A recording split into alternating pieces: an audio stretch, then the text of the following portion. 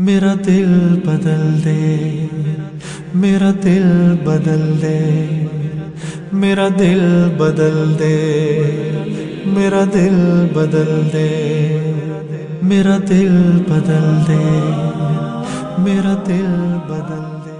بسم اللہ الرحمن الرحیم۔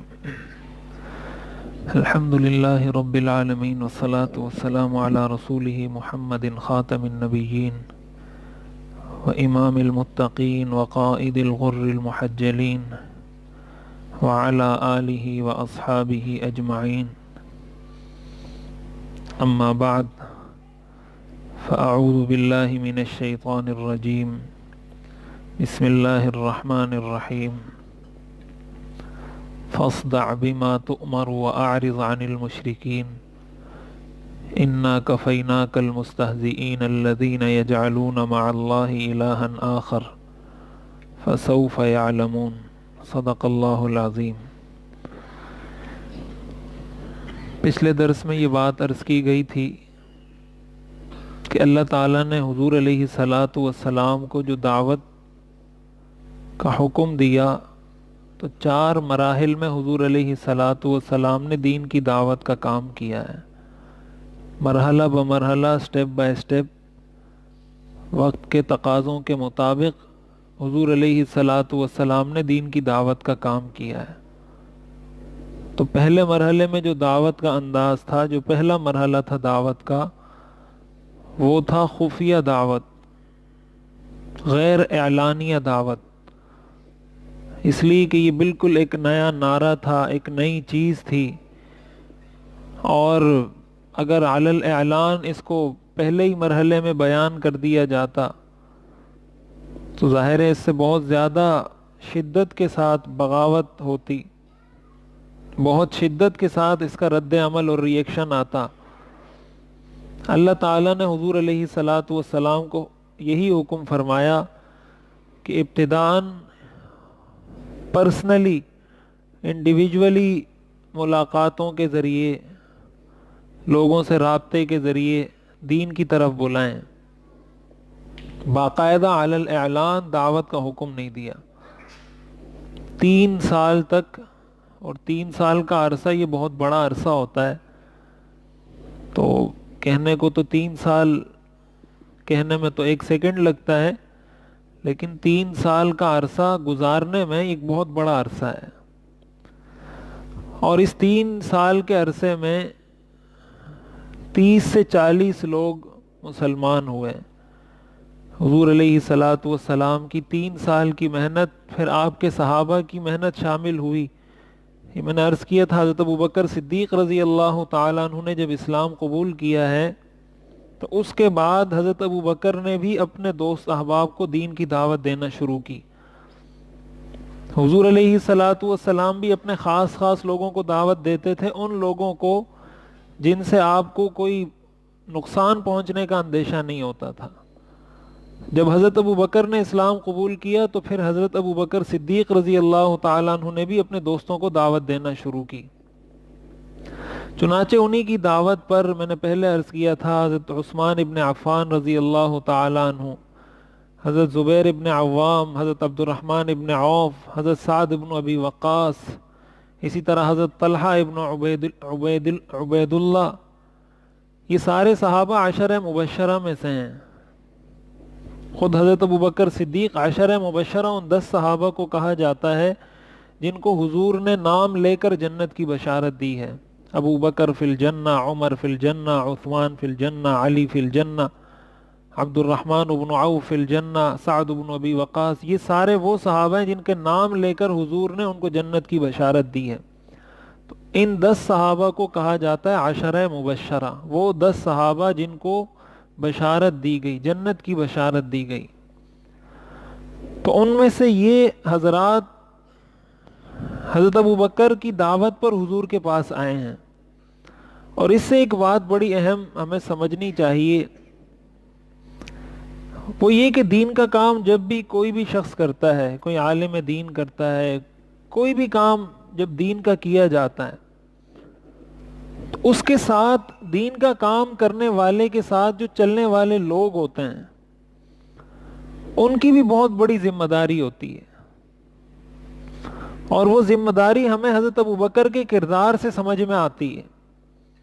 وہ ذمہ داری کیا ہوتی ہے؟ وہ ذمہ داری یہ ہوتی ہے کہ وہ جو دین کا کام کرنے والا شخص ہے اس کی معاونت کی جائے، اس کی مدد کی جائے، اس کے پیغام کو آگے پہنچایا جائے۔ یہی وجہ ہے کہ علماء نے لکھا ہے حضرت ابوبکر کا اسلام ایک فرد کا اسلام نہیں تھا، وہ ایک امت کا اسلام تھا، کہ وہ دکھنے میں تو ایک شخص مسلمان ہوئے، لیکن حضرت ابوبکر سے پہلے حضرت خدیجہ بھی مسلمان ہوئی، حضرت علی بھی مسلمان ہوئے، حضرت زید بھی مسلمان ہوئے، لیکن ان کا ایمان اور ان کے ایمان کا نفع ان کی ذات کی حد تک محدود تھا۔ حضرت خدیجہ کی وجہ سے کوئی اور مسلمان نہیں ہوا، حضرت علی کے اسلام لانے کی وجہ سے کوئی اور مسلمان نہیں ہوا، لیکن جب حضرت ابوبکر نے اسلام قبول کیا ہے تو انہوں نے بہت اچھے اچھے لوگوں کو حضور کی صحبت میں لا کے بٹھایا، حضور کے پاس وہ لے کر آئے، حضور کے ہاتھ پہ انہوں نے اسلام قبول کیا اور حضور کے صحابہ میں شامل ہوئے، حضور کی جماعت، آپ کے فالوورز کی تعداد کو بڑھانے میں اپنا کردار ادا کیا۔ تو یہ بات اچھے طریقے سے یاد رکھنی چاہیے کہ یہ کام صرف کسی مولوی صاحب کا، کسی تبلیغی صاحب کا نہیں ہوتا، دین کی دعوت دینا۔ آپ کو اللہ نے اتنی سمجھ دے دی، آپ کو کچھ تھوڑی بہت سمجھ میں آ گئی، کسی عالم کی بات، کسی تبلیغی کی بات، کسی مفتی کی بات، کسی اللہ والے کی بات، ہماری یہ کوشش ہونی چاہیے کہ ہم اس کو آگے لوگوں تک پہنچائیں۔ حدیث شریف میں آتا ہے حضور علیہ الصلاۃ والسلام نے ارشاد فرمایا بلغوا عنی ولو آیا، کہ اگر ایک آیت بھی تمہیں پہنچ گئی ہے تو اس کو آگے پہنچاؤ۔ بلغوا عنی ولو آیا، اگر میری طرف سے ایک آیت بھی تمہیں پہنچی ہے تو اس کو بھی آگے پہنچاؤ۔ اور ایک حدیث میں آپ نے فرمایا نظر اللہ امرأ سمع مقالتی فوعاها فأداها كما سمع، اللہ تعالیٰ تر و تازہ رکھے اس شخص کو، اللہ تعالیٰ خوش و خرم رکھے، آباد رکھے اس شخص کو، سمع مقالتی، جس نے میری حدیث سنی، پھر اس کے بعد اس نے اس حدیث کو محفوظ کیا، یاد کیا، فَأَدَّاهَا كَمَا سَمِعَ، پھر جس طرح سنا تھا اسی طرح آگے سنا دیا، آگے اس پیغام کو پہنچا دیا۔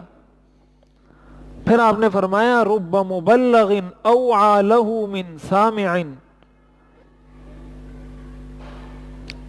کہ بعض اوقات جس کو یہ سننے والا پیغام پہنچاتا ہے تو وہ جو تھرڈ پرسن ہے وہ زیادہ اس چیز کو سمجھ لیتا ہے، زیادہ اس چیز سے فائدہ اٹھا لیتا ہے، زیادہ اس چیز کو محفوظ کر لیتا ہے بنسبت اس شخص کے جس نے براہ راست سنا ہے۔ رب مبلغ اوعى له من سامع، ایک وہ شخص ہے جس نے براہ راست کسی سے بات سنی، کسی مفتی صاحب سے، کسی مولوی صاحب سے، کسی اللہ والے سے بات سنی، اور اس نے وہ بات سن کر آگے کسی اور کو بھی فارورڈ کر دی کہ بھائی یہ حدیث ہے، یا یہ شریعت کا مسئلہ ہے، یا یہ ایک دینی حکم ہے۔ اب ممکن ہے اس سننے والے کو اتنا فائدہ نہ ہوا ہو، یہ صحیح حدیث میں سنا رہا ہوں، حضور علیہ الصلاۃ والسلام کا ارشاد ہے یہ، کہ ہو سکتا ہے سننے والے کو اس سے اتنا فائدہ نہ ہوا ہو جتنا فائدہ اس بات سے، اس حدیث سے، دین کے اس مسئلے سے وہ شخص اٹھائے گا جس کو یہ مسئلہ معلوم ہوا ہے اس سننے والے سے۔ تو اب اگر وہ اس سے فائدہ اٹھائے گا، اس کا مطلب یہ ہوا کہ جتنا فائدہ وہ شخص اٹھا رہا ہے اس میں پورا پورا حصہ اس سننے والے کا بھی ہے، کہ یہ خود تو فائدہ نہیں اٹھا سکا لیکن اتنا فائدہ اٹھا سکا کہ کم از کم اس نے آگے پہنچا دیا۔ اب وہ اس سے جتنا فائدہ اٹھائے گا اس سارے کا ثواب اس شخص کو بھی ملے گا جس نے یہ بات اس تک پہنچائی تھی۔ تو یہ بڑی اہم چیز ہے۔ حدیث شریف میں حضور علیہ الصلاۃ والسلام نے جب حجۃ الوداع کا خطبہ دیا تو اس موقع پر آپ نے فرمایا تھا فَلْيُبَلِّغِ الشَّاهِدُ الْغَائِبُ، کہ جو اس وقت مجمع میں موجود ہے وہ میرا یہ پیغام ان لوگوں تک پہنچا دے جو ابھی موجود نہیں ہیں۔ اگر صحابہ ہم تک یہ دین نہ پہنچاتے، یہ احادیث نہ پہنچاتے، یہ قرآن نہ پہنچاتے، تو آج تو ہمارے پاس کچھ بھی نہیں ہوتا۔ صحابہ نے تو اپنی زندگیاں قربان کی ہیں اس مقصد کے لیے کہ کسی طرح ہمارے پاس یہ دین اپنی اصل حالت میں پہنچ جائے۔ انہوں نے اپنی زندگیاں وقف کی ہیں، تب جا کر یہ دین آج ہمارے پاس محفوظ ہے۔ تو ہم اگر اپنی زندگی میں کچھ وقت، یہ جو میں عرض کرتا ہوں، جو بات آپ نے سنی یہاں پر، اور کچھ نہیں، آپ گھر میں جا کے کم از کم گھر والوں سے ہی اس کو ڈسکس کر لیں، اپنے گھر والوں کو ہی سنا دیں، بھائی آج ہم نے یہ بات سنی ہے، اس کا یہ خلاصہ ہے، اس سے ہمیں یہ سمجھنا چاہیے، یہ حضور علیہ الصلاۃ والسلام کی سیرت کا یہ درس ہے۔ اپنے بچوں کو سنا دیں، پھر بچوں سے ذرا پوچھیں، بھائی آپ نے اس کو سمجھا، آپ کو کیا سمجھ میں آیا؟ اب دیکھیں، ایک صورت یہ ہوگی، اس چیز کو سمجھنے کی کوشش کریں۔ ایک چیز یہ ہوتی کہ ہمارے ہاں ٹی وی پر ہر وقت سیرت کے دروس چل رہے ہوتے، علماء کے بیانات چل رہے ہوتے، اور جب بھی کوئی بچہ ٹی وی آن کرتا تو کبھی کسی عالم کی بات کان میں پڑتی، کبھی کسی کی کان میں پڑتی، کبھی کسی کی، تو پھر آپ کو ڈسکس کرنے کی ضرورت ہی نہیں تھی، چلو کچھ نہ کچھ اس کے کان میں پڑتا رہتا۔ ایسا تو ہے نہیں، وہ جب بھی ٹی وی آن کرے گا، جب بھی ریموٹ ہاتھ میں لے گا، تو اس کے سامنے یا کوئی خبریں چل رہی ہوں گی، یا کوئی ٹیبل ٹاک چل رہا ہوگا، یا کوئی بحث مباحثہ چل رہا ہوگا، یا کوئی ڈرامہ ہوگا، یا کوئی فلم ہوگی، یا کارٹون ہوگا۔ سیرت تو اس کو نہیں سننے کو ملے گی، تو وہ رستہ تو ویسے ہی بند ہے، اور آپ نے اپنا رستہ بھی بند کر دیا سمجھانے کا۔ کون سمجھائے گا بچوں کو؟ اور جب یہ چیزیں ان کے ساتھ ڈسکس نہیں ہوں گی، تو پھر ہم کیسے، ہمارے لیے یہ ممکن ہے کہ ہم حضور کو اپنا آئیڈیل تسلیم کریں؟ کیسے حضور کو اپنا رہبر رہنما تسلیم کریں؟ پتہ ہی نہیں ہے ہمیں کچھ، یہ ممکن نہیں ہے۔ اس طرح ایک نامعلوم شخصیت کو ہم اپنا رہبر تسلیم کر لیں گے؟ انسان کی نفسیات اس چیز کو نہیں مانتی۔ عقیدے کے لحاظ سے آپ نے مجبور تو کر دیا اس کو کہ آپ نے حضور کو ہی اپنا آئیڈیل بنانا ہے، ٹھیک ہے بنا لیا۔ اب حضور نے یہ کام کس طریقے سے کیا تھا یہ تو مجھے نہیں پتا، یہ کس طریقے سے کیا تھا یہ مجھے نہیں پتا، یہ کیسے کیا تھا یہ مجھے نہیں پتا، گھر میں زندگی کیسی تھی نہیں پتا، باہر کیسی تھی نہیں پتا، دعوت کا کام کیسے کیا نہیں پتا۔ تو آئیڈیل بنانے کا مطلب کیا ہوتا ہے؟ زبان سے آئیڈیل بنانا ہوتا ہے۔ آئیڈیل وہ اسی وقت بنا پائیں گے جب ان کی زندگی میں بار بار اس کا گزر ہوگا، ان کے کانوں میں بار بار یہ آواز پڑے گی، تو پھر وہ سوچیں گے کہ یار ہم بھی کچھ اس طرح بننے کی کوشش کرتے ہیں۔ تو اس لیے، اور آج کل علماء یہ کہتے ہیں کہ آج کے دور میں تو دعوت کا کام بہت آسان ہو گیا ہے۔ دعوت کا ایک تو کام ہے تبلیغ کی صورت میں کہ آپ کسی کے پاس گھر جائیں، اس کو بلائیں مسجد میں، اس کو لے کر جائیں 24 گھنٹے میں سے روزے میں۔ ایک دعوت کا یہ اسلوب ہے۔ ایک دعوت کا اسلوب آج کل سوشل میڈیا کی صورت میں ہے۔ آپ کے پاس فیس بک ہے، یوٹیوب ہے، واٹس ایپ ہے، اور ٹویٹر ہے، اور پتہ نہیں کون کون سی چیزیں ہیں۔ آج کے دور میں ایک عام آدمی بھی دین کا اتنا کام کر سکتا ہے جو پچھلے دور میں اچھے اچھے علماء بھی نہیں کر سکتے تھے۔ بڑے بڑے علماء جو کام نہیں کر سکتے تھے، آج کے دور میں سوشل میڈیا کی وجہ سے ایک عام آدمی وہ کام دین کا کر سکتا ہے۔ اور وہ کام کس طریقے سے کر سکتا ہے کہ آپ اس پیغام کو اپنے دوستوں تک، مثال کے طور پہ کوئی مسئلہ ایسا ہے جو کسی وکیل سے متعلق ہے، اور آپ کا کوئی دوست وکیل ہے، اب ظاہر ہے وہ یہاں تو ہے نہیں، وہ یہاں یا اپنے کسی شہر میں ہوگا یا کسی اور ملک میں ہوگا، لیکن آپ کے پاس وہ مسئلہ پہنچ گیا کہ بھائی وکیل جو لوگ ہیں ان کو ان مسائل کا خیال رکھنا چاہیے۔ آپ نے وہ چیز اٹھا کے اس تک پہنچا دی، حالانکہ آپ کو دین کا علم نہیں تھا، لیکن آپ کو پتا چلا کہ ایک مستند جگہ سے ایک اتھینٹک چیز ہے جو قرآن اور حدیث سے ثابت ہے، اور یہ میرے اس دوست کے کام کی چیز ہے، لہٰذا میں اس کو دے دیتا ہوں۔ تو آپ اس پوسٹ سے، یہ جو میں حدیث سنا رہا تھا میں اس کی تشریح بتا رہا ہوں، اس پوسٹ سے یا اس ویڈیو سے یا اس آڈیو بیان سے آپ کو اتنا فائدہ نہیں ہوگا کہ آپ کی فیلڈ کی چیز نہیں ہے وہ، لیکن جب آپ کی جانب سے اس تک یہ پیغام پہنچے گا اس کو بہت فائدہ ملے گا اس سے، اور اس کو فائدہ پہنچانے کا ذریعہ آپ بنے ہیں۔ رب مبلغ اوعى له من سامع، بسا اوقات جس تک بات پہنچائی جاتی ہے وہ اس سے زیادہ فائدہ اٹھاتا ہے بنسبت اس شخص کے جس نے وہ بات پہنچائی ہوتی ہے۔ تو اتنا اللہ تعالیٰ نے آسان کر دیا ہمارے لیے۔ کوئی مسئلہ ہے، کوئی حدیث ہے جو کسی ڈاکٹر سے متعلق ہے، اور آپ کا کوئی دوست ہے، کوئی کزن ہے، کوئی بھائی ہے جو اس فیلڈ میں، آپ وہ حدیث یا وہ بیان یا وہ جو بھی پوسٹ ہے وہ آپ اس کو بھیج دیں، اب اس کو اپنی فیلڈ میں شریعت کی رہنمائی مل جائے گی اس سے کہ بھائی میں ایز اے ڈاکٹر یہ میری ذمہ داریاں ہیں۔ کوئی جج ہے اور جج سے متعلق کوئی حدیث، کوئی آیت، کوئی چیز آپ کو نظر آئی اور آپ کی نظر میں کوئی ایسا شخص ہے، اس کو وہ بھیج دیں۔ لیکن یہ کب ہوتا ہے؟ یہ اس وقت ہوتا ہے جب انسان کی نظر میں اس چیز کی اہمیت ہوتی ہے۔ ٹائم اس میں کچھ نہیں لگتا، آپ کو ایک چیز آگے کسی کو بھیجنے میں کتنا وقت لگے گا، لیکن یہ بھیجنے کی توفیق اس وقت ہوتی ہے جب انسان کے دل میں اس کام کی اہمیت ہوتی ہے۔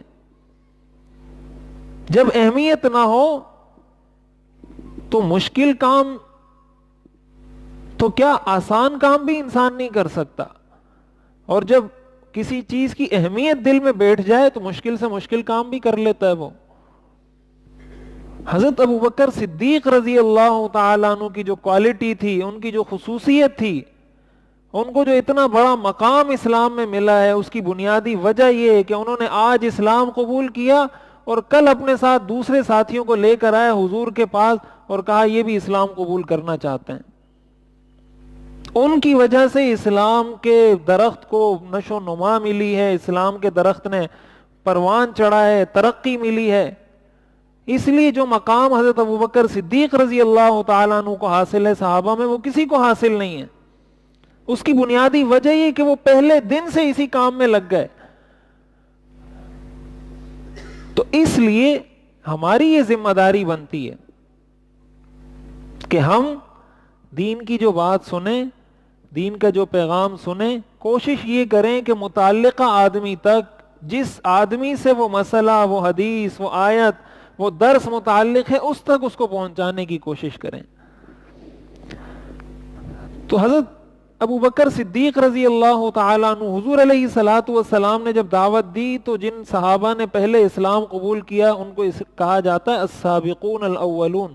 قرآن نے اس کا تذکرہ کیا ان صحابہ کا، والسابقون الاولون من المہاجرین والانصار والذین اتبعوہم باحسان رضی اللہ عنہم ورضوا عنہ۔ اللہ نے ان کا تذکرہ کیا باقاعدہ اس اعلان کے ساتھ، رضی اللہ عنہم ورضوا عنہ، کہ وہ لوگ السابقون الاولون من المہاجرین، مہاجر صحابہ میں جنہوں نے پہلے اسلام قبول کیا، والانصار، انصار میں سے، والذین اتبعوہم باحسان، اور وہ مہاجرین اور انصار صحابہ جنہوں نے ان کے بعد اسلام قبول کیا، رضی اللہ عنہم ورضوا عنہ، اللہ ان سے راضی، وہ اللہ سے راضی۔ تو السابقون الاولون یہ صحابہ ہیں۔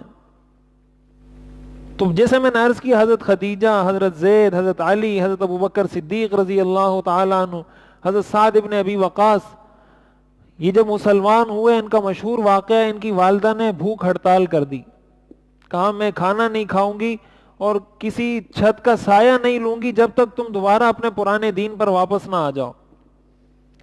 حضرت سعد ابن ابی وقاص حضور علیہ الصلوۃ والسلام کے پاس آئے اور اپنی والدہ کی کیفیت بتائی کہ انہوں نے کہہ دیا ہے کہ میں کھانا نہیں کھاؤں گی، میں سایہ نہیں لوں گی جب تک تم دوبارہ اپنے دین پر واپس نہ آ جاؤ۔ تو قرآن کریم کی آیات نازل ہوئی اس بات پر، وَقَضَىٰ رَبُّكَ أَلَّا تَعْبُدُوا إِلَّا إِيَّاهُ وَبِالْوَالِدَيْنِ إِحْسَانًا، کہ تیرے رب کا یہ فیصلہ ہے کہ عبادت صرف ایک اللہ کی ہوگی، لیکن والدین کے ساتھ احسان کا معاملہ کرنا ہے۔ وَإِن جَاهَدَاكَ عَلَىٰ أَن تُشْرِكَ بِي مَا لَيْسَ لَكَ بِهِ عِلْمٌ فَلَا تُطِعْهُمَا، اگر والدین شرک کی دعوت دیں تو ان کی بات اس معاملے میں ماننا جائز نہیں ہے. وصاحبہما فی الدنیا معروفا، اور دنیا کے اندر ان کے ساتھ اچھے طریقے سے پیش آئیں. یہ آیات حضرت سعد بن ابی وقاص رضی اللہ تعالیٰ عنہ کے بارے میں نازل ہوئی، اور پھر یہ گئے اپنی والدہ کو بتا دیا کہ آپ کچھ بھی کر لیں، میں اسلام سے پھرنے والا نہیں ہوں. تو ان کی والدہ نے وہ بھوک ہڑتال جو بھی تھی وہ خود ختم کر دی. تو یہ بھی السابقون الاولون میں سے ہیں. اسی طرح حضرت ابو ذر غفاری رضی اللہ تعالیٰ عنہ بڑے مشہور صحابی ہیں، یہ بھی السابقون الاولون میں سے ہیں. اور ان کا واقعہ، یہ غفار ایک قبیلہ تھا، تو وہاں یہ رہتے تھے. ان کے بھائی مکہ آئے تھے، حضور علیہ الصلوۃ والسلام کے بارے میں انہوں نے کچھ سنا، جا کے اپنے بھائی کو بتایا، حضرت ابو ذر کو. تو ان کو تسلی نہیں ہوئی، انہوں نے کہا میں خود جاتا ہوں. خود یہ مکہ مکرمہ آئے کہ معلوم کریں کہ یہ کون سا دین ہے، کس چیز کی دعوت دیتے ہیں، کیا پیغام ہے. تو جب مکہ مکرمہ آئے، حضور علیہ الصلوۃ والسلام کو تلاش کرنے لگے. یہ پہچان نہیں پائے حضور علیہ الصلوۃ والسلام کو کہ کون ہیں، ان میں سے کون حضور علیہ الصلوۃ والسلام ہے. اور ظاہر ہے حضور علیہ الصلوۃ والسلام باقاعدہ دعوت دیتے بھی نہیں تھے، کوئی ایسی مجلس بھی نہیں لگاتے تھے کہ جس میں سارے آپ کے ساتھ بیٹھ جاتے ہوں. تو یہ پورا دن پھرتے رہے. یہ صحیح بخاری کی حدیث ہے، صحیح بخاری کی روایت ہے. پورا دن وہاں پھرتے رہے. حضور علیہ الصلوۃ والسلام کا ان کو پتہ نہیں چلا. کسی سے پوچھ نہیں سکتے تھے اس ڈر سے کہ پوچھوں گا تو مجھے تکلیف پہنچ جائیں گے، اس لیے کہ جو بھی مسلمان ہوتا تھا اس کو تکلیف پہنچائی جاتی تھی. کسی سے پوچھ بھی نہیں رہے تھے. رات ہو گئی. حضرت علی رضی اللہ تعالیٰ عنہ نے ان کو دیکھا تو کہ مہمان ہیں، کہیں اور سے آئے ہوئے ہیں. تو عرب کا یہ دستور تھا کہ 3 دن تک مہمان کو ٹھہراتے تھے اور اس سے یہ پوچھتے بھی نہیں تھے کہ آپ کیوں آئے ہیں. 3 دن بعد پوچھتے تھے کہ آپ کیوں آئے ہیں. 3 دن تک کسی مہمان سے یہ نہیں پوچھا جاتا تھا کہ آپ کیوں آئے ہیں. حضرت علی ان کو ساتھ لے گئے، رات وہاں گزاری. صبح ہوئی، دوبارہ وہ نکل آئے. پورا دن پھرتے رہے، حضور علیہ الصلوۃ والسلام کو تلاش کرنے کے لیے. پہچان نہیں پائے کہ کون ہے حضور علیہ الصلوۃ والسلام. دوسرے دن رات ہوئی. حضرت علی نے پھر حضرت ابو ذر کو کہا کہ آپ میرے ساتھ چلیں. تیسرے دن پھر صبح ہوئی. پورا دن حضور علیہ الصلوۃ والسلام کو تلاش کرتے رہے. پہچان نہیں پائے حضرت ابو ذر کہ کون ہے حضور علیہ الصلوۃ والسلام. اور اس سے ایک بات ہمیں یہ بھی معلوم ہوتی ہے کہ حضور کا انداز اپنے صحابہ میں رہنے کا کیسا تھا، کس انداز سے آپ اپنے صحابہ کے بیچ درمیان رہتے تھے. کوئی الگ آپ کی کوئی شان، کوئی الگ طور، کوئی الگ حساب کتاب نہیں ہوتا تھا. اور حضور علیہ الصلوۃ والسلام کو یہ چیز پسند بھی نہیں تھی. جب ایک باہر سے آنے والا شخص آتا تھا اس کو پتہ نہیں چلتا تھا صحابہ اور حضور جب بیٹھے ہوتے تھے کہ حضور کون سے ہیں اور صحابہ کون سے ہیں. 3 دن جب گزر گئے تو حضرت علی رضی اللہ تعالیٰ عنہ نے اس کے بعد پوچھا حضرت ابو ذر رضی اللہ تعالیٰ عنہ سے، الا تحدثنی ما الذی اقدمک. یہ صحیح بخاری کی حدیث ہے. حضرت علی نے فرمایا کہ اگر آپ مجھے بتانا پسند کریں کہ آپ کیوں تشریف لائے ہیں مکہ میں تو میں آپ کی کچھ رہنمائی کروں. تو حضرت ابو ذر نے کہا، ان اعطیتنی عہدا ومیثاقا لترشدنی فعلت. انہوں نے کہا کہ اگر آپ میرے ساتھ ایک وعدہ کریں کہ آپ میری صحیح رہنمائی کریں گے تو میں آپ کو بتا دیتا ہوں، ورنہ تو میں نہیں بتاتا. حضرت علی نے فرمایا کہ میں وعدہ کرتا ہوں، میں اگر رہنمائی کر سکوں گا تو میں آپ کی رہنمائی کروں گا. حضرت ابو ذر نے بتایا کہ میں اس طرح حضور علیہ الصلوۃ والسلام کے بارے میں معلومات لینے کے لیے آیا ہوں کہ یہ کس چیز کی دعوت دیتے ہیں، کیا کرتے ہیں. تو حضرت علی نے فرمایا فَإِنَّهُ حَقٌّ وَهُوَ رَسُولُ اللَّهِ. حضرت علی نے کہا کہ وہ حق ہیں اور وہ اللہ کے رسول ہیں. فَإِذَا أَصْبَحْتَ فَاتَّبِعْنِي. صبح تم ایسا کرنا، صبح جب ہو جائے میں گھر سے نکلوں گا، تم بھی میرے پیچھے پیچھے چلتے آنا. فَإِنِّي إِن رَأَيْتُ شَيْئًا أَخَافُهُ عَلَيْكَ قُمْتُ كَأَنِّي أُرِيقُ الْمَاءَ. میں چلتا رہوں گا، آپ نے میرے پیچھے پیچھے چلنا ہے، ساتھ نہیں چلنا ورنہ لوگ شک کریں گے. تو اگر مجھے کوئی ایسی چیز نظر آئے جس سے مجھے یہ پتہ چلے کہ کوئی نقصان ہو سکتا ہے، کوئی خوف کا اندیشہ ہے، تو میں یوں کھڑا ہو جاؤں گا جیسے میں کہیں پانی بہا رہا ہوں، پانی ڈال رہا ہوں. تو میرے اس اشارے سے آپ سمجھ جانا کہ یہاں کوئی خطرہ ہے، تو آپ میرے پیچھے پھر نہیں آنا، پھر وہاں سے کہیں اور چلے جانا۔ یہ صحیح بخاری کی حدیث ہے۔ یہ میں اکثر یہ بات عرض کرتا رہتا ہوں کہ مومن آدمی بے وقوف نہیں ہوتا، مومن آدمی سمجھدار ہوتا ہے، عقل مند ہوتا ہے۔ ہمارے ہاں لوگ یہ سمجھتے ہیں جو جتنا پکا مومن ہوگا اتنا بڑا بے وقوف ہوگا۔ یہ بالکل غلط تصور ہے، اسلام اس چیز کی اجازت ہی نہیں دیتا۔ تو حضرت علی نے فرمایا کہ اگر مجھے خوف محسوس ہوا تو میں اس انداز سے کھڑا ہو جاؤں گا گویا میں کہیں پانی ڈال رہا ہوں، تو تم سمجھ جانا کہ آگے کوئی خطرہ ہے، تم وہاں سے چلے جانا، اور اگر میں نے ایسا کچھ نہیں کیا، چلتا رہا، تو تم میرے پیچھے چلتے رہنا۔ بہرحال حضرت علی چلتے رہے، حضرت ابو ذر ان کے پیچھے چلتے رہے، چلتے چلتے حضور علیہ الصلوۃ والسلام کے پاس پہنچ گئے۔ حضور علیہ الصلوۃ والسلام کے پاس جب گئے تو حضور علیہ الصلوۃ والسلام سے کچھ سوالات کیے، اور وہیں حضور علیہ الصلوۃ والسلام کے ہاتھ پر حضرت ابو ذر نے اسلام قبول کر لیا۔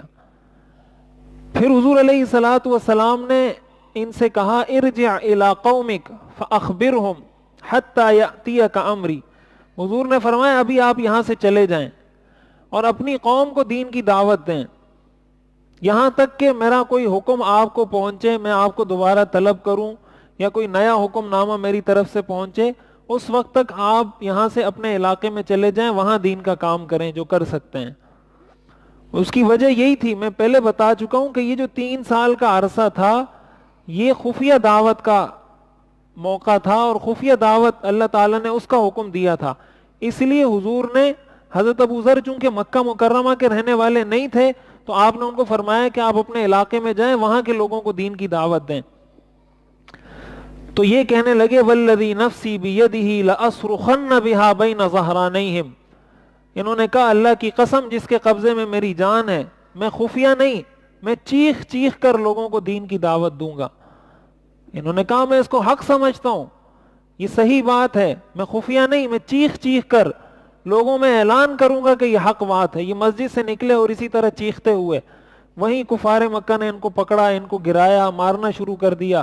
حضرت عباس آئے حضور کے جو چچا تھے، انہوں نے پھر ان کو چھڑایا، اور وہاں سے یہ پھر اپنے علاقے چلے گئے۔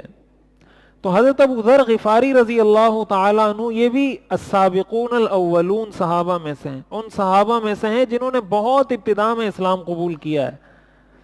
اسی طرح انہی میں سے حضرت سعید بن زید جو حضرت عمر کے بہنوئی تھے، حضرت عمر کی بہن تھی فاطمہ بنت خطاب جو مسلمان ہوئی تھی، اور ان کے شوہر تھے حضرت سعید بن زید، یہ بھی ان لوگوں میں سے تھے جنہوں نے بالکل ابتداء میں اسلام قبول کیا تھا۔ حضرت عبیدہ ابن حارث، حضرت ام الفضل لبابہ بنت الحارث، حضرت خالد بن سعید بن العاص رضی اللہ تعالیٰ عنہ، یہ بھی السابقون الاولون صحابہ میں سے ہیں جن لوگوں نے ابتداء میں اسلام، یہ جو میں بتا رہا تھا نا کہ 30 لوگوں نے اسلام قبول کیا حضور کی اس 3 سال کے عرصے میں، تو یہ ان میں سے چند صحابہ کے نام بتا رہا ہوں کہ وہ کون کون سے صحابہ تھے جنہوں نے ابتداء میں اسلام قبول کیا ہے۔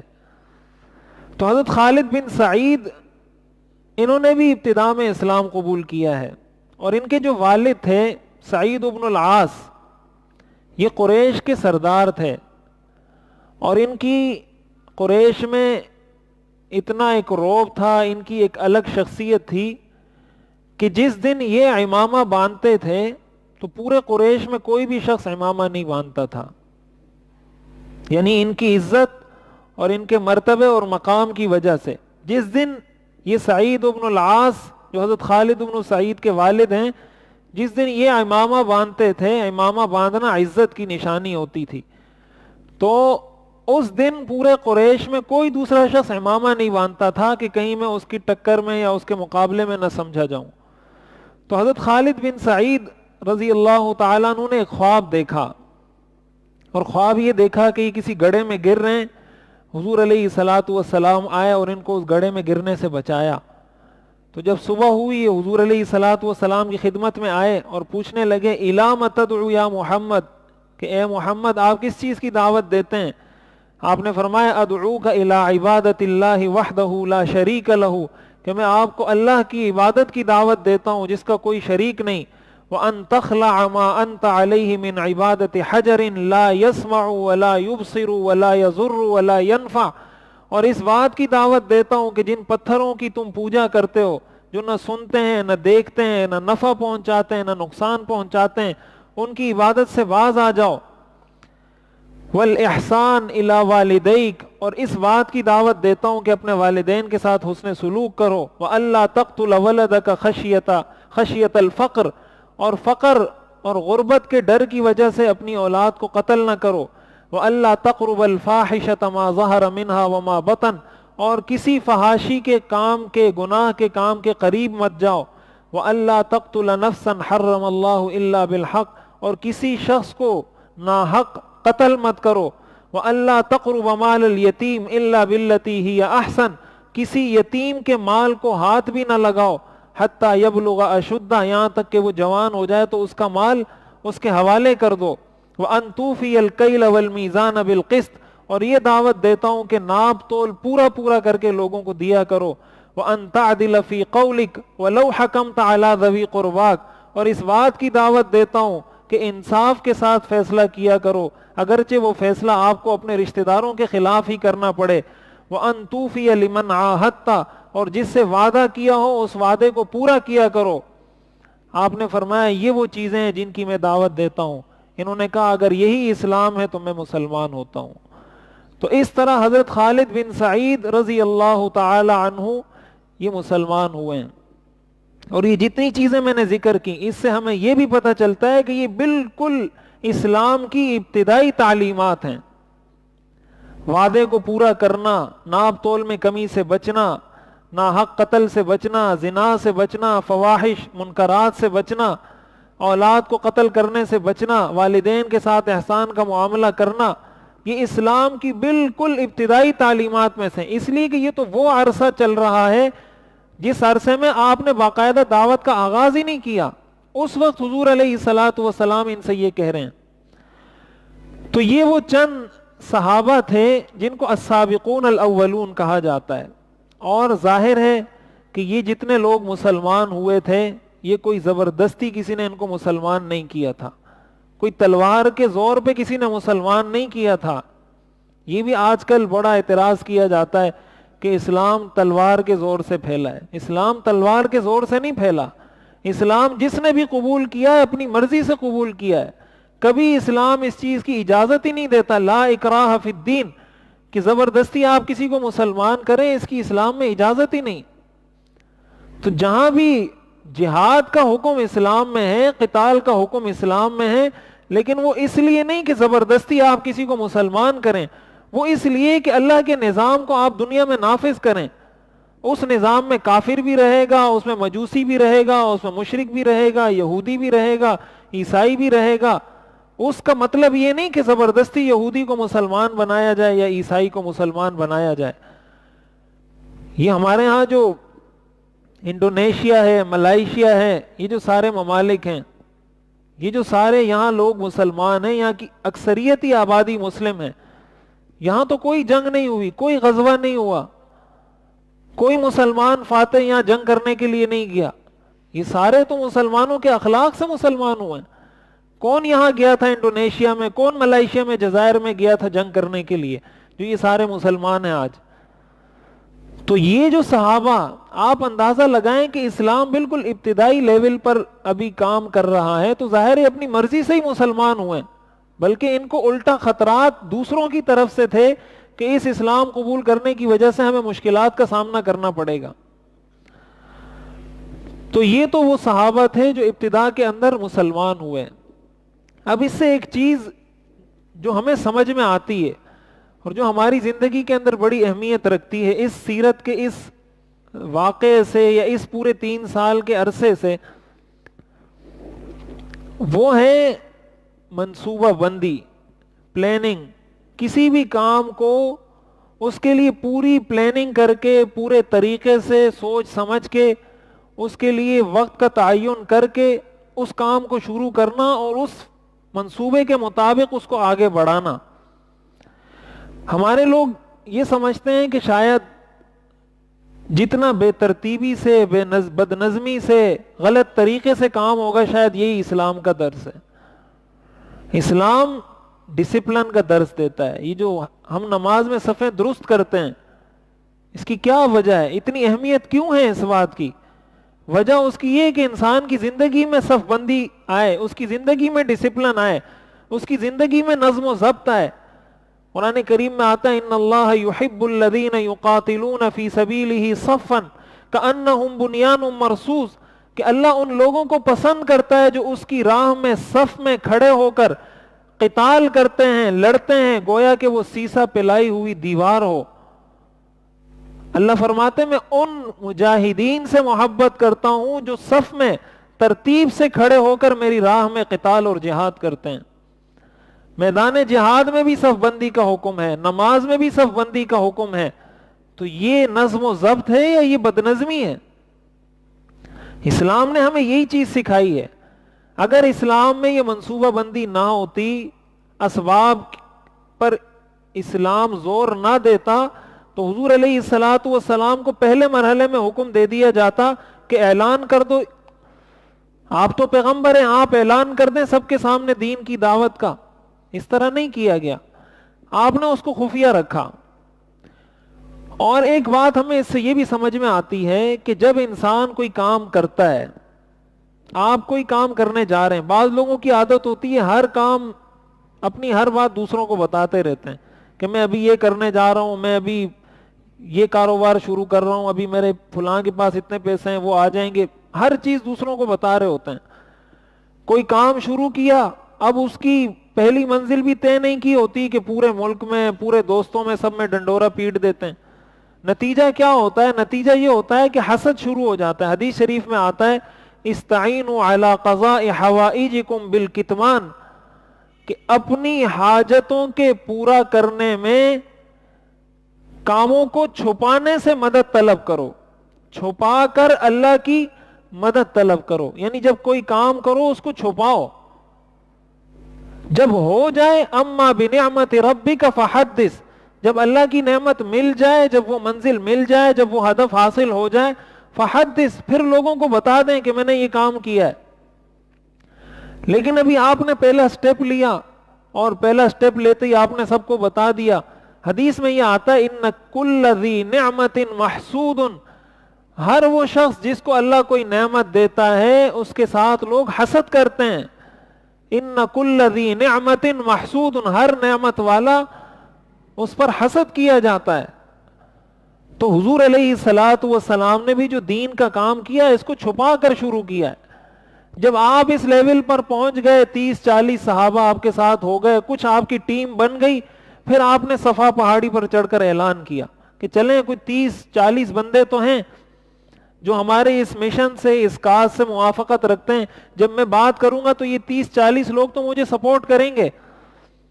اگر اس طریقے سے نہ ہوتا, اس طریقے سے خفیہ اس کو نہ رکھا جاتا, تو ظاہر حضور علیہ الصلوۃ والسلام اس صفا پہاڑی پر چڑھ کر دعوت دینے کی پوزیشن میں نہ آتے. تو اس لیے اپنی زندگی کے ہر کام میں بھی اس چیز کو سمجھنا چاہیے. آپ جو کام کر رہے ہیں اگر ایسا ہے جو بتانے کا ہے, سب کو بتا دیں. کوئی ایسی چیز ہے جو آپ کی پرسنل چیز ہے, آپ کی پرسنل ترقی سے تعلق رکھتی ہے, آپ ذاتی طور پہ کوئی اچھی جانب بڑھ رہے ہیں, کوئی اچھی منزل کی جانب بڑھ رہے ہیں, اس کو لوگوں کو بتانے کی کوئی ضرورت نہیں. اور قرآن کریم سے اس کا ثبوت ہے. حضرت یوسف علیہ السلام نے جب خواب دیکھا تو حضرت یوسف علیہ السلام اپنے والد کے پاس آئے اور کہا انی رأیت 11 کوکبا والشمس والقمر رأیتهم لی ساجدین, کہ میں نے دیکھا ہے کہ 11 ستارے اور سورج اور چاند مجھے سجدہ کر رہے ہیں. تو حضرت یوسف علیہ السلام کو والد نے کہا قال یا بنی لا تقصص رؤیاک علی اخوتک فیکیدوا لک کیدا ان الشیطان للانسان عدو مبین, کہ اے میرے بیٹے لا تقصص رؤیاک علی اخوتک, یہ خواب اپنے بھائیوں کو مت سنانا. فیکیدوا لک کیدا, اس لیے کہ اگر انہوں نے یہ خواب سن لیا تو وہ آپ کے خلاف سازشیں شروع کر دیں گے. ان الشیطان للانسان عدو مبین, اور شیطان انسان کا بڑا کھلا دشمن ہے. وہ شیطان ان کو ورغلائے گا اور ان کو سمجھ میں آ جائے گا کہ اس نے جو خواب دیکھا ہے کہ 11 لوگ سجدہ کر رہے ہیں، یہ شاید ہمیں اپنا غلام بنانا چاہتا ہے، لہٰذا وہ تمہارے خلاف سازشیں شروع کر دیں گے۔ تو ان کو منع کیا، لا تقصص رؤیاک علی اخوتک، حضرت یعقوب نے باقاعدہ منع کیا کہ یہ خواب اپنے بھائیوں کو مت سنانا۔ اس کے پیچھے کیا حکمت ہے؟ حکمت یہی تھی کہ اگر اللہ آپ کو کوئی مرتبہ دے رہا ہے، کوئی مقام دے رہا ہے، جب اللہ دے گا ساری دنیا کو پتہ چل جائے گا۔ جب اللہ وہ مرتبہ، وہ مقام، وہ منزل تک آپ کو پہنچا دے گا، ساری دنیا کو خبر ہو جائے گی، آپ پہلے سے ہی دنیا کو خبر کر دیں گے، نہ جانے آپ کو وہ منزل مرتبہ حاصل ہو یا نہ ہو۔ تو اس سے ایک سبق ہمیں یہ ملتا ہے، اپنی زندگی کے اندر اس چیز کو ہمیشہ سامنے رکھنا چاہیے۔ اب اس کے بعد جو دوسرا مرحلہ ہے دعوت کا، حضور علیہ الصلاۃ والسلام نے جب 3 سال کا یہ عرصہ اور یہ پیریڈ مکمل ہوا تو قرآن کریم کی آیات نازل ہوئی، فاصدع بما تؤمر واعرض عن المشرکین، جو حکم آپ کو دیا جا رہا ہے اب اس کو کھول کر بیان کر دیجئے، اب اس کو علی الاعلان بیان کر دیجئے، واعرض عن المشرکین، اور مشرکین سے اعراض برتیے، انا کفیناک المستہزئین، جو آپ کا مذاق اڑانے والے ہیں ان سے ہم آپ کو کافی ہیں۔ جب حضور علیہ الصلاۃ والسلام کو یہ حکم ہوا تو حضور علیہ الصلاۃ والسلام صفا پہاڑی پر چڑھے۔ یہ اس وقت کا ایک سمجھیں لاؤڈ سپیکر تھا اس زمانے کا، کہ جس نے اعلان کرنا ہوتا تھا وہ پہاڑی پر چڑھ کر اعلان کرتا تھا، اس زمانے کا ایک ذریعہ تھا لوگوں تک پیغام پہنچانے کا۔ حضور علیہ الصلاۃ والسلام کو جب یہ حکم ہوا، حضور علیہ الصلاۃ والسلام صفا پہاڑی پر چڑھے اور لوگوں کو بلانے لگے، یا بنی فہر، یا بنی عدی، جو قریش کے مختلف قبائل تھے ان کے نام لے لے کر پکارنے لگے۔ تو ظاہر اس وقت پہاڑی پر چڑھ کر جو بھی شخص بلاتا تھا تو وہ کوئی اہم بات ہوتی تھی تو سارے لوگ جمع ہو جاتے تھے، جو خود نہیں آ سکتا تھا وہ اپنے کسی اور آدمی کو بھیج دیتا تھا کہ تم جاؤ، یہ کیا اعلان کیا جا رہا ہے، پھر مجھے آ کے بتا دینا۔ تو اس طریقے سے سارے لوگ آ گئے اعلان سننے کے لیے، حضور علیہ الصلاۃ والسلام نے سب کو جمع کیا۔ پھر آپ نے فرمایا، ارأیتم لو اخبرتکم ان خیلا بالوادی ترید ان تغیر علیکم اکنتم مصدقیہ، کہ میں تم سے ایک سوال کرتا ہوں، اگر میں تمہیں اس بات کی خبر دوں کہ اس پہاڑ کے پیچھے سے ایک دشمن کی فوج، دشمن کا لشکر تم پر حملہ کرنے کے لیے آ رہا ہے، اکنتم مصدقیہ، کیا تم میری بات کی تصدیق کرو گے؟ قالوا نعم ما جربنا علیک کذبا، انہوں نے کہا بالکل کریں گے، ہم نے کبھی آپ کو جھوٹ بولتے ہوئے دیکھا نہیں۔ قال فإنی نذیر لکم بین یدی عذاب شدید، پھر آپ نے کہا کہ پھر میں تمہیں ڈرا رہا ہوں ایک ایسے عذاب سے جو انتہائی سخت ہے، اور وہ عذاب تمہارے بالکل سامنے ہیں۔ یعنی جہنم کے عذاب کے بارے میں آپ نے فرمایا کہ میں تمہیں اس عذاب سے ڈراتا ہوں، لہٰذا اس بارے میں بھی میری تصدیق کرو، مجھے سچ جانو، میری بات کو مان لو۔ تو باقی سب لوگوں نے تو بات سن لی۔ حضور کے جو چچا تھا ابو لہب، اس نے کہا تبا لک لہذا جمعتنا، کہ تمہارا ناز ہو، معاذ اللہ، تم نے اس مقصد کے لیے ہمیں جمع کیا تھا۔ جب یہ اس نے کہا، اللہ تعالیٰ نے قرآن کریم کی یہ صورت نازل فرمائی، تبت یدا ابی لہب وتب، کہ ابو لہب کے دونوں ہاتھ ٹوٹ جائیں، وتب، اور یہ خود ہلاک ہو جائے، ما اغنا عنہ مالہ وما کسب، اس کا مال اور اس کی کمائی اس کو کوئی فائدہ نہیں پہنچا سکتی۔ حضور علیہ الصلاۃ والسلام کو اس طریقے سے اس نے بددعا دی، اللہ تعالیٰ نے فوراً اس کے رد عمل میں قرآن کریم کی آیات نازل فرمائی۔ اور ابو لہب کے 2 بیٹے تھے، عتبہ اور عتیبہ۔ حضور علیہ الصلاۃ والسلام کی جو 2 بیٹیاں تھیں، حضرت رقیہ اور حضرت ام کلثوم، یہ ابو لہب کے 2 بیٹوں کے نکاح میں تھیں۔ حضرت رقیہ عتبہ کے نکاح میں تھی، حضرت ام کلثوم یہ عتیبہ کے نکاح میں تھی۔ یہ دونوں بیٹے تھے ابو لہب کے۔ اور ابو لہب حضور کا بہت بڑا دشمن تھا، اسی لیے قرآن کریم کی آیات نازل ہوئی ہیں. جب یہ سارا قرآن کریم کی آیات نازل ہوئی تو ابو لہب نے اور اس کی جو بیوی تھی اس کا بھی قرآن میں ذکر ہے، وَامْرَأَتُهُ حَمَّالَةَ الْحَطَبِ، حکم دیا اپنے بیٹوں کو کہ بھرے مجمع میں حضور کی بیٹیوں کو طلاق دے دو.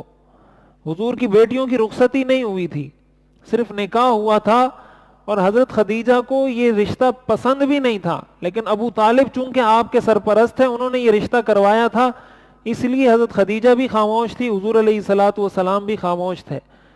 تو جب یہ معاملہ ہوا انہوں نے آ کر علی الاعلان حضور علیہ الصلاۃ والسلام کی بیٹیوں کو بھری مجلس میں طلاق دے دی کہ ہم حضور کی بیٹیوں کو طلاق دیتے ہیں. اس سے حضور علیہ الصلاۃ والسلام کو بہت صدمہ پہنچا تھا. حضور علیہ الصلاۃ والسلام نے ان کو بد دعا دی تھی اور اس بد دعا کی وجہ سے یہ دونوں پھر ہلاک ہوئے، وہ میں تفصیل انشاءاللہ آگے عرض کر دوں گا. تو حضور علیہ الصلاۃ والسلام کی بیٹیوں کو جو طلاق ہوئی وہ اسی بات کی وجہ سے کہ حضور نے دین کی دعوت دی تو آپ کی دونوں بیٹیوں کو طلاق ہو گئی. اور انہی دونوں بیٹیوں سے پھر حضرت عثمان رضی اللہ تعالیٰ عنہ نے نکاح کیا تھا، حضرت رقیہ سے اور حضرت ام کلثوم سے. اور یہ واحد وہ شخصیت ہیں جن کو تمام انبیاء میں اور تمام انبیاء کے ساتھیوں اور صحابہ میں یہ فضیلت حاصل ہے کہ کسی پیغمبر کی دو بیٹیاں ان کے نکاح میں رہی ہوں. یہ فضیلت سوائے حضرت عثمان کے کسی کو حاصل نہیں ہے کہ ان کے نکاح میں ایک پیغمبر کی اور پھر حضور علیہ الصلاۃ والسلام کی دو بیٹیاں رہیں. اسی لیے حضرت عثمان کو ذو النورین کہا جاتا ہے. ذو النورین کا مطلب ہوتا ہے دو نوروں والا. تو حضور کی دو بیٹیاں ان کے نکاح میں تھی اور حضور نے فرمایا تھا کہ اگر میری 40 بیٹیاں ہوتی تو میں ایک ایک کر کے حضرت عثمان کے نکاح میں دے دیتا.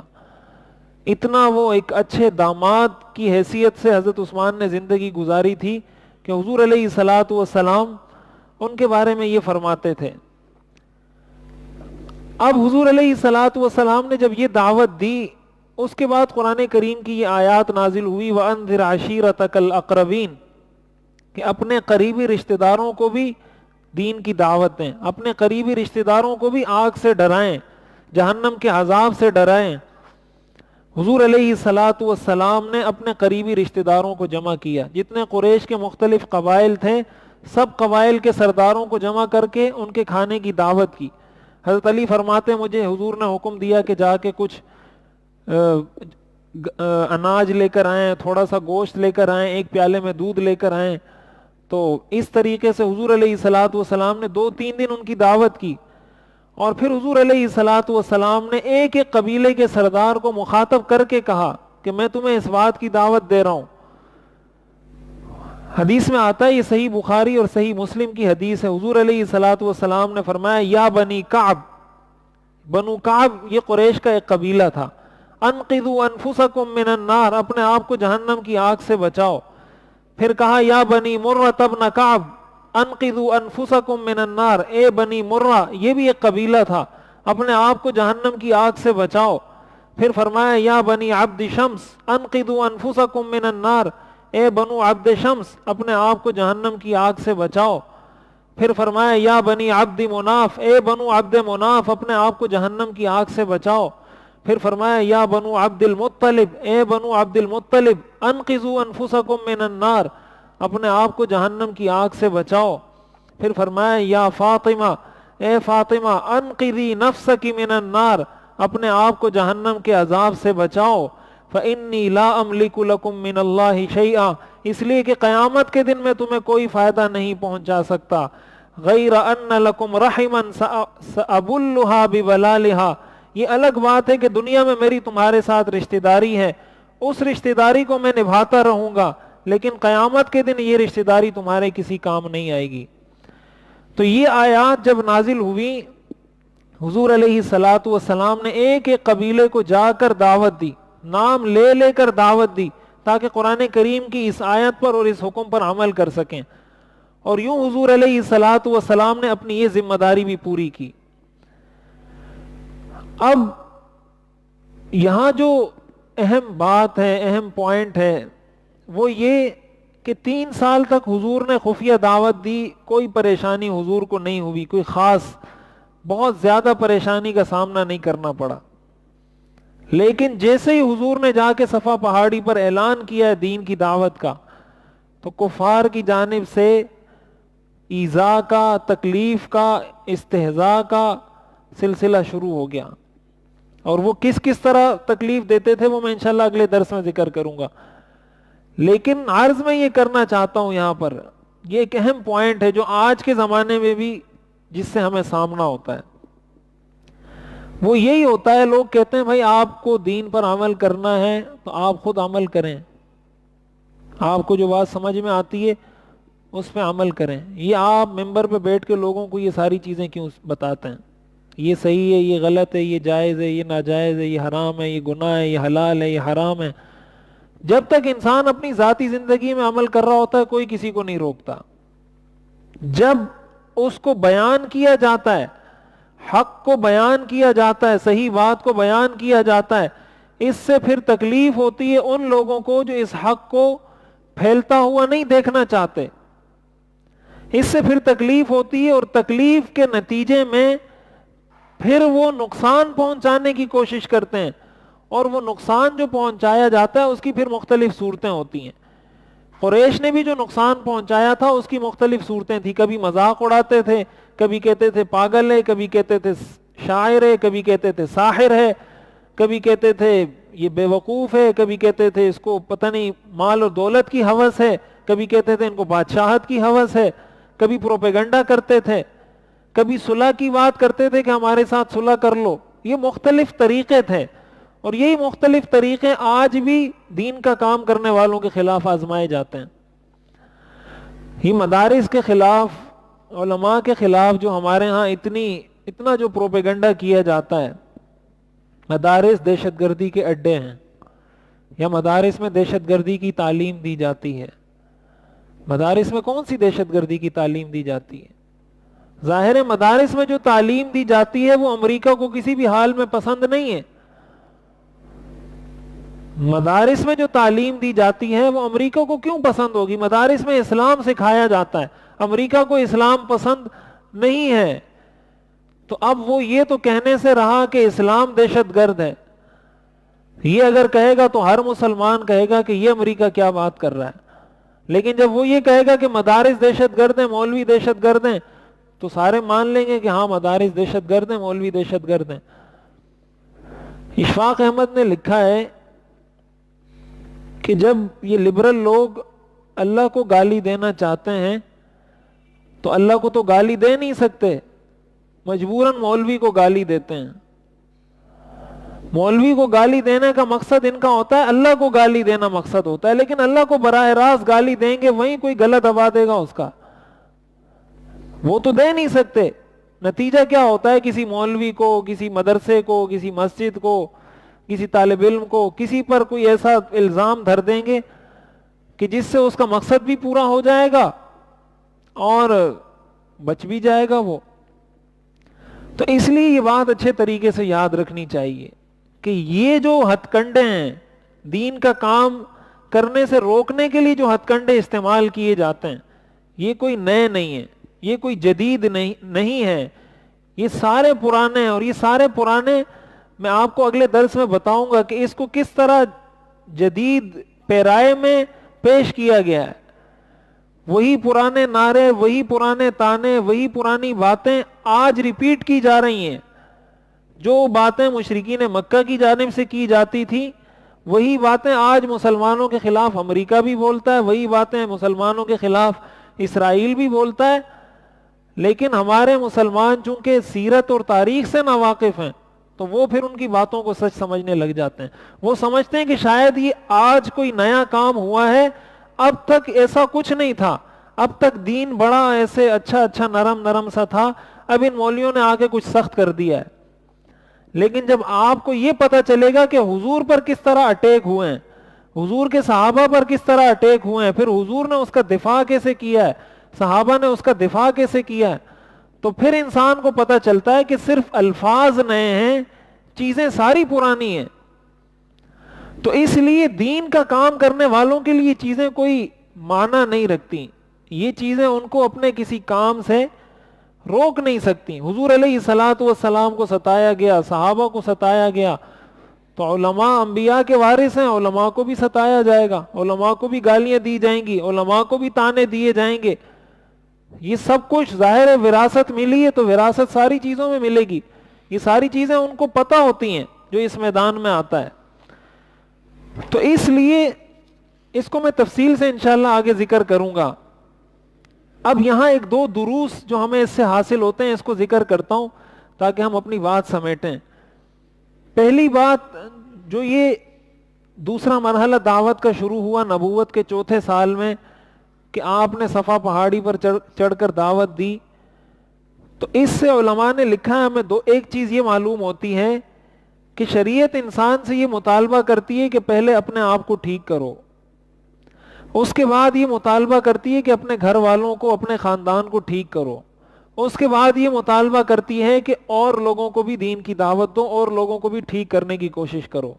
قرآن کریم میں آتا ہے علیکم انفسکم, اپنے آپ اپنی فکر کرو, قو انفسکم واہلیکم نارا, اپنے آپ کو اور اپنے گھر والوں کو جہنم کے عذاب سے بچاؤ. تو پہلا سٹیپ جو ہمارے کرنے کا, یہ حضور نے اپنے ایک ایک قبیلے کے سردار کو جمع کر کر کے دعوت دی. تو ہم نے بھی کوشش یہ کرنی ہے کہ ہم اپنے بچوں کی تو کم از کم صحیح تربیت کر لیں, اپنے بچوں کو تو جمع کر کے بلائیں, بیٹا نماز پڑھیں. قرآن کریم میں آتا ہے وَأْمُرْ أَهْلَكَ بِالصَّلَاةِ, اپنے گھر والوں کو نماز کا حکم دیں. اب قرآن کہہ رہا ہے وَأْمُرْ أَهْلَكَ, اپنے اہل کو, اپنے گھر والوں کو حکم دیں نماز کا. وَاسْطَبِرْ عَلَيْهَا, اور خود بھی نماز کی پابندی کریں. مطلب یہ ہے نماز ایک مثال ہے, ہر اچھے کام کا حکم دیں, ہر برے کام سے ان کو روکیں. تو آغاز انسان کو کوشش کرنی چاہیے کہ اپنے آپ کو ٹھیک کرے. انسان جب اپنے آپ کو ٹھیک کرتا ہے پھر اس کی بات میں وزن بھی پیدا ہوتا ہے, اس کی بات میں پھر اثر بھی پیدا ہوتا ہے. ایک ہوتا ہے زبان سے دعوت دینا, ایک ہوتا ہے کردار سے دعوت دینا. تو جو دعوت کردار سے دی جاتی ہے وہ بہت مضبوط ہوتی ہے, بہت مؤثر ہوتی ہے بنسبت اس دعوت کے جو زبان سے دی جاتی ہے. تو اپنے آپ کو ٹھیک کرنے کی کوشش کی جائے, اپنے گھر والوں کو, اور یہ مستقل ایک ڈیوٹی ہو. مستقل, جیسے آپ کی یہ ڈیوٹی ہے کہ آپ اپنے جاب پہ جاتے ہیں, دکان پہ جاتے ہیں, یہ اپنے ذہن میں بٹھا لیں یہ میری مستقل ڈیوٹی ہے, یہ میں نے کرنا ہے. اور انسان کی زندگی کے لیے سب سے بہترین اور بڑی کامیابی یہ ہے کہ وہ اپنی اولاد کی صحیح تربیت کر لے, چاہے پیسہ اس کے پاس کم ہو یا زیادہ ہو, گاڑی ہو یا نہ ہو, مکان اپنا ہو یا کرائے کا ہو. اگر آپ اپنے بچوں کی صحیح تربیت کر لیتے ہیں آپ دنیا کے کامیاب ترین انسان ہیں. اور اگر آپ اپنے بچوں کی تربیت نہیں کر سکے, سب کچھ ان کو اگر دے دیا ہے, آپ کامیاب نہیں ہو سکتے, آپ ناکام ہی رہیں گے. تو یہ فکر ہم اپنے اندر پیدا کرنے کی کوشش کریں. اس طرح بے غم زندگی نہ گزاریں کہ بچہ جو بھی کر رہا ہے کرتا رہے, بیٹی جو کر رہی ہے کرتی رہے, بیوی جو کر رہی ہے کرتی رہے.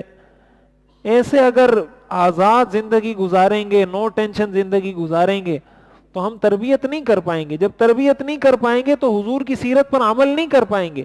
یہ حضور کی سیرت ہے کہ ہم حضور کی سیرت کو اپناتے ہوئے اپنے آپ کو بھی ٹھیک کریں, اپنے گھرانے کو بھی ٹھیک کریں, پھر معاشرے کے اندر بھی دین کا پیغام پہنچائیں. دوسری چیز جو ہمیں معلوم ہوتی ہے وہ یہ کہ حضور علیہ الصلوۃ والسلام نے جب ان کو دعوت دی دین کی, تو یہ آگے سے ان کا ایک ہی جواب ہوتا تھا کہ ما سمعنا بہذا فی آبائنا الاولین, ہم نے اپنے آباء و اجداد سے کبھی یہ بات نہیں سنی. ہمارے سارے بڑے انہی بتوں کو پوجتے تھے, ہمارے باپ دادا انہی کی عبادت کرتے تھے.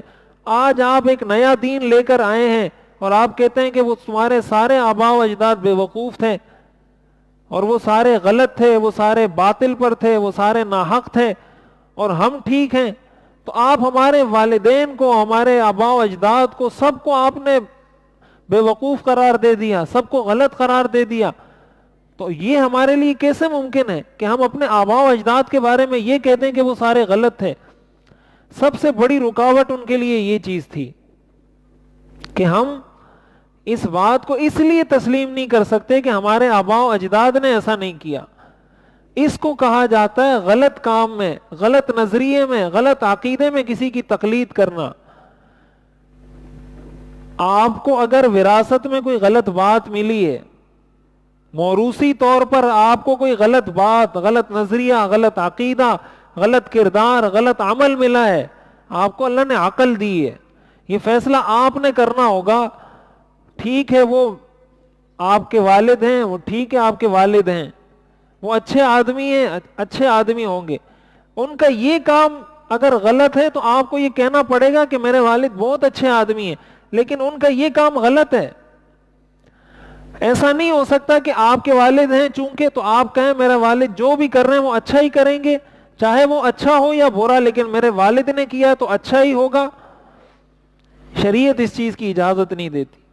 آپ کا کوئی پیر صاحب ہے، آپ کا کوئی مولوی صاحب ہے، آپ کا کوئی بڑا ہے، ٹھیک ہے آپ اس کی پیروی کرتے ہیں، کریں. وہ ایک غلط کام کر رہا ہے، آپ یہ کہتے ہیں کہ چونکہ پیر صاحب نے کیا تو بس ٹھیک ہے. اس کی شریعت اجازت نہیں دیتی. شریعت یہ کہتی ہے کہ شریعت کو فالو کرو. اس لیے ہمارے ہاں بہت سارے گمراہ لوگ گمراہی میں اس لیے رہ پاتے ہیں کہ وہ اپنے ماحول میں، اسی ماحول میں پلے بڑے. یہ حق کی جستجو، حق کی طلب نہیں ہوتی. وہ کہتے ہیں بس میرے والد کا یہ مذہب تھا، میری امی کا یہ تھا، دادا کا یہ تھا، بس میرا بھی یہی ہوگا، یہ ٹھیک ہے، بس وہ بھی اس پہ چل رہے تھے، ہم بھی اس پہ چل رہے ہیں. یہی بات مشرکین مکہ کیا کرتے تھے. تو آپ کو خود یہ فیصلہ کرنا ہوگا کہ کیا ٹھیک ہے اور کیا غلط ہے. اور یہاں ایک بات یہ بھی بتا دوں کہ ایک ہوتا ہے غلط کام میں کسی کی تقلید کرنا، ایک ہوتا ہے اچھے کام میں کسی کی تقلید کرنا. بعض لوگ جب اس چیز کی بات کرتے ہیں تو وہ پھر اچھی تقلید کو بھی اسی میں رگڑ دیتے ہیں کہ اچھی بات میں بھی کسی کو فالو کرنا یا کسی کی تقلید کرنا یہ بھی کوئی گناہ کا کام ہے. تو اچھی بات میں تقلید کرنا یہ گناہ نہیں ہے، یہ عین ثواب ہے، یہ عین ایمان ہے.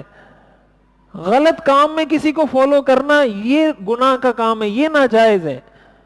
ایک آدمی نماز پڑھتا ہے، آپ اس کو دیکھ رہے ہیں کہ یہ نماز پڑھتا ہے، آپ بھی نماز پڑھتے ہیں اس کو دیکھ کے، تو آپ اچھے کام میں اس کی تقلید کر رہے ہیں. ایک آدمی روزہ رکھتا ہے، آپ نے دیکھا، آپ کو بھی شوق ہوا کہ میں بھی روزہ رکھتا ہوں، آپ نے بھی روزہ رکھنا شروع کر دیا. تو اچھے کام میں جو تقلید کی جاتی ہے یہ شریعت میں قابل تعریف ہے. برے کام میں جو تقلید کی جاتی ہے یہ شریعت میں قابل مذمت ہے، اس کی شریعت اجازت نہیں دیتی. اور یہاں ایک بات یہ بھی تقلید کے حوالے سے عرض کروں کہ تقلید کی جب بات کی جاتی ہے تو ہم عموماً یہ کہا جاتا ہے تقلید کے بارے میں تقلید شرک ہے، اور یہ امام ابو حنیفہ کو مانتے ہیں اور حدیث کو نہیں مانتے. اس پہ میں بہت تفصیل سے پہلے بات کر چکا ہوں. ابھی ویسے یہ بات آئی تو میں سرسری ایک بات عرض کرتا ہوں کہ جو تقلید کی جاتی ہے ائمہ کی، یہ بات اچھے طریقے سے یاد رکھنی چاہیے، اس کو سمجھنا چاہیے. مسلمات میں کبھی بھی کسی امام کی تقلید نہیں ہوتی. مثال کے طور پر ہم جو اللہ کو ایک مانتے ہیں وہ اس لیے نہیں مانتے کہ امام ابو حنیفہ نے کہا ہے کہ اللہ ایک ہے تو ہم کہتے ہیں اللہ ایک ہے. اللہ کو ہم ایک اس لیے مانتے ہیں کہ قرآن نے کہا ہے اللہ ایک ہے تو ہم بھی کہتے ہیں اللہ ایک ہے. حضور علیہ الصلوۃ والسلام کو جو خاتم النبیین مانتے ہیں اس لیے نہیں مانتے کہ امام ابو حنیفہ نے کہا ہے کہ حضور علیہ السلام خاتم النبیین ہے، وہ اس لیے کہتے ہیں کہ قرآن نے کہا خاتم النبیین ہے. تو پہلی بات، عقائد میں کسی کی تقلید نہیں ہوتی،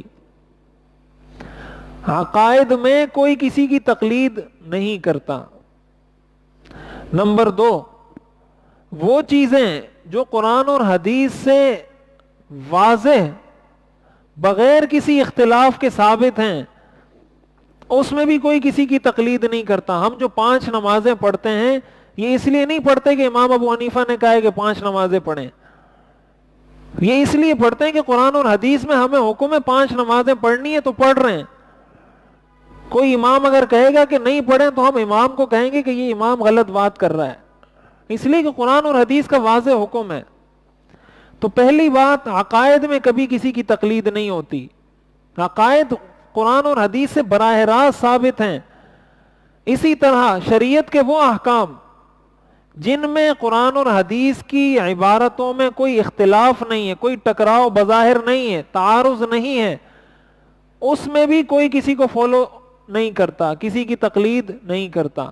تقلید جو کی جاتی ہے وہ صرف ایک جگہ پہ کی جاتی ہے، اور وہ جگہ، وہ پوائنٹ وہ ہوتا ہے جب کسی مسئلے کے اندر اس معنی کی بھی حدیث ہے۔ ایک حدیث سے معلوم ہوتا ہے مثال کے طور پر کہ حضور علیہ الصلوۃ والسلام ہاتھ کانوں تک اٹھاتے تھے، دوسری حدیث سے معلوم ہوتا ہے حضور علیہ الصلوۃ والسلام ہاتھ کندھوں تک اٹھاتے تھے۔ دونوں حدیثیں ہیں، دونوں صحیح ہیں، اب اختلاف ہو گیا۔ اب اختلاف جب ہو جاتا ہے، یہ بات اچھے طریقے سے سمجھیں کہ جو تقلید کی جاتی ہے وہ کتنی لمیٹڈ اور کتنی محدود چیزوں میں ہے۔ صرف ان چیزوں میں کی جاتی ہے جن میں احادیث بظاہر ہمیں نظر آتی ہیں کہ یہ حدیث اس حدیث سے ٹکرا رہی ہے، اس حدیث کا اس حدیث کے ساتھ تعارض آ رہا ہے۔ تو پھر کیا ہوتا ہے؟ پھر یہ ہوتا ہے کہ ایک امام کہتے ہیں کہ یہ حدیث، اس حدیث پر عمل کرنا زیادہ بہتر ہے، دوسرے امام کہتے ہیں اس حدیث پر عمل کرنا زیادہ بہتر ہے۔ تو اس امام کے جو مقلد ہوتے ہیں وہ اس حدیث پر عمل کر لیتے ہیں، اس امام کے جو مقلد ہوتے ہیں وہ اس حدیث پر عمل کر لیتے ہیں۔ وہ عمل حقیقت میں حدیث ہی پر کر رہے ہوتے ہیں۔ جو تقلید کی جا رہی ہوتی ہے وہ اس وجہ سے کی جا رہی ہوتی ہے کہ نصوص کے اندر قرآن اور حدیث کی عبارتوں میں بظاہر ایسا اختلاف تھا جو ایک عام آدمی بیٹھ کے حل نہیں کر سکتا، کہ ایک حدیث سے یہ معلوم ہو رہا ہے، عام آدمی تو پاگل ہو جائے گا۔ اب اس کو کیا پتا کون سی حدیث منسوخ ہوتی ہے، کون سی حدیث ناسخ ہوتی ہے، کہاں دو حدیثوں کو آپس میں کیسے جمع کیا جائے گا، کہاں کس حدیث کو قبول کیا جائے گا، کس حدیث کو قبول نہیں کیا جائے گا، کون سی حدیث دوسری حدیث پر اس کو ترجیح حاصل ہوگی، کس کو ترجیح حاصل نہیں ہوگی۔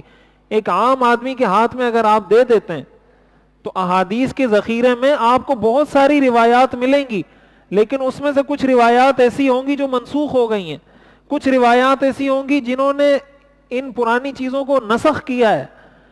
عام آدمی کو کیا سمجھ میں آئے گا؟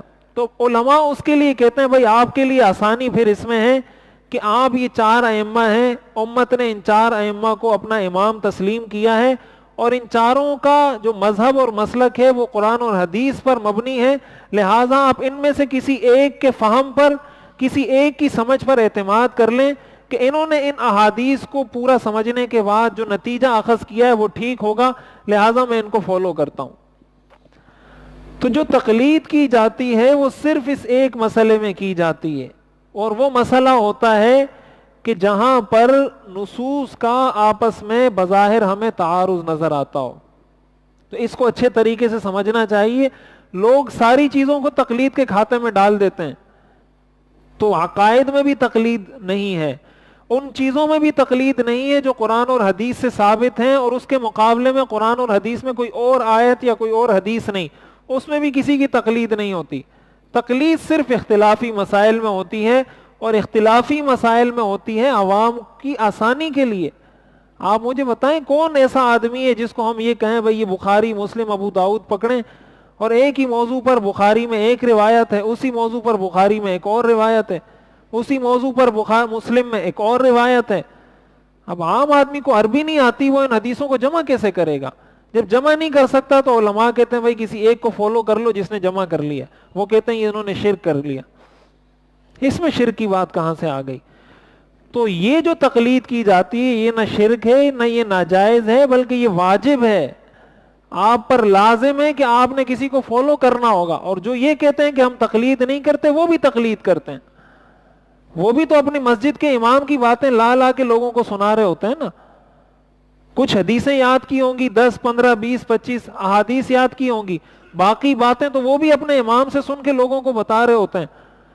تو آج 1400 سال کے آدمی کی آپ تقلید کریں وہ زیادہ بہتر ہے، یا صحابہ کے دور کے لوگوں کی اتباع اور تقلید کریں وہ زیادہ بہتر ہے، جنہوں نے براہ راست صحابہ سے علم حاصل کیا ہے، جن کا تعلق براہ راست صحابہ کے ساتھ تھا؟ ان کی سمجھ، ان کا فہم زیادہ بہتر ہوگا یا آج کے مولوی صاحب کا زیادہ بہتر ہوگا؟ تو اس لیے اکثر یہ لوگ جو ہے نا یہ لوگوں کو کنفیوز کرنے کی کوشش کرتے ہیں، اور ان قرآنی آیات کو پیش کرتے ہیں کہ مشرکین مکہ بھی یہی کہتے تھے کہ ما سمعنا بہذا فی آبائنا الاولین، کہ ہم نے تو آباء و اجداد کو ایسے کرتے ہوئے دیکھا ہے لہٰذا ہم بھی ایسے ہی کریں گے، ہمارے بڑے ایسے کرتے تھے لہٰذا ہم بھی ایسے ہی کریں گے، تو وہ کہتے ہیں تم بھی وہی کام کر رہے ہو جو مشرکین مکہ کرتے تھے۔ اب حیرت کی بات یہ، مشرکین مکہ بت پرستی کرتے تھے، بت پرستی میں اپنے آباء و اجداد کو فالو کرتے تھے، ہم حدیث پر عمل کرنے میں اپنے ائمہ کو فالو کرتے ہیں تاکہ حدیث پر عمل کر سکیں۔ تو اس کو اس سے جوڑنا کوئی تک نہیں بنتا، کوئی اس کا آپس میں جوڑ نہیں سوائے تعصب کے، اور انسان جب تعصب کی چادر اس کی آنکھوں پہ چڑھتی ہے تو پھر کچھ نظر نہیں آتا۔ تو اس لیے اس چیز کو شرک کہنا یا ناجائز کہنا یہ بالکل غلط ہے، اور کسی بھی طرح شریعت اس چیز کی اجازت نہیں دیتی۔ اللہ تعالی ہمیں سمجھنے اور عمل کرنے کی توفیق عطا فرمائے۔ وآخر دعوانا ان الحمدللہ رب العالمین۔ الحمدللہ رب العالمین، والصلاة والسلام علی رسولہ محمد وآلہ واصحابہ اجمعین۔ ربنا آتنا فی الدنیا حسنہ وفی الآخرۃ حسنہ وقنا عذاب النار۔ صلی اللہ تعالی علی خیر خلقہ محمد وآلہ واصحابہ اجمعین، آمین برحمتک یا ارحم۔